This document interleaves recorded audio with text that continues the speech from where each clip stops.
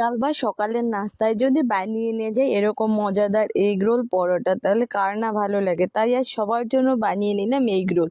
এটা খেতে খুব সুস্বাদু ও দারুণ। নমস্কার বন্ধুরা, কেমন আছেন আপনারা? আশা করি সবাই অনেক ভালো আছেন।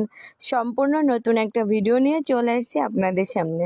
ভিডিওটি দেখে আমার পাশেই থাকছে। সবার জন্য কি বানানো যায় বিকালের নাস্তায়, তখন আমি স্কুল থেকে এসে চটপট করে বানিয়ে ফেললাম এই এগ রোল।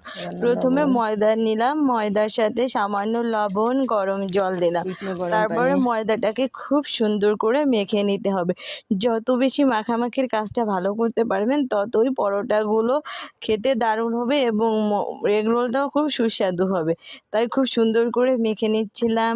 এই তো আমি এখানে কমলা লেবুর জুস দিয়েছিলাম, কারণ কমলা লেবুর জুস দিয়েছি ওইটা খেতে ভালো লাগবে, পরোটাটা একটু অন্যরকম ফ্লেভার আসবে। এগ রোলের যে পরোটাটা সেটা খেতে সুস্বাদু লাগবে, তার জন্য আমি দিয়েছিলাম। কিন্তু তখন ভিডিও করা হয়েছিল না, তাই ওই ক্লিপটা আমি উঠাতে পারিনি।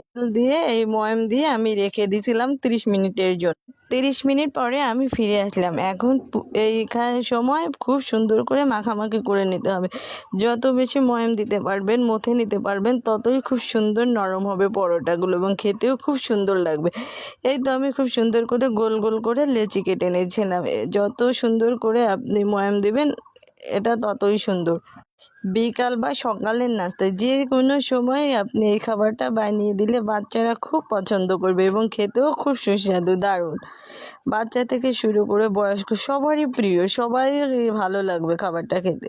আমি গোল গোল করে পরোটাটা বানানোর জন্য এটাকে বেলে নিচ্ছিলাম। এই যে বেলে নিচ্ছি, এটা আমি গোল শেপ আপনি দিতে পারেন, চৌকো শেপ দিতে পারেন, যে কোনো শেপই দিতে পারেন, কারণ পরোটাটা তো যে কোনো শেপ দিলেই হবে। এটা আমি এগ রোল বানানোর জন্য এই পরোটাটা রেডি করতেছি, তাই আমি যে কোনো শেপে এটা দিয়ে নেবো। আমি চৌকো শেপে দিচ্ছি, আপনারা যে কোনো শেপ দিতে পারবেন। আসলে যার যার পছন্দ, দেখতে যতটা ভালো লাগে সেইভাবে আপনি করে নেবেন। এখানে খাওয়ার টেস্টে একই রকমই হবে। গোল করলেও সেম টেস্ট, আবার চৌকো করলেও সেম টেস্ট, কিন্তু দেখার একটা সৌন্দর্য।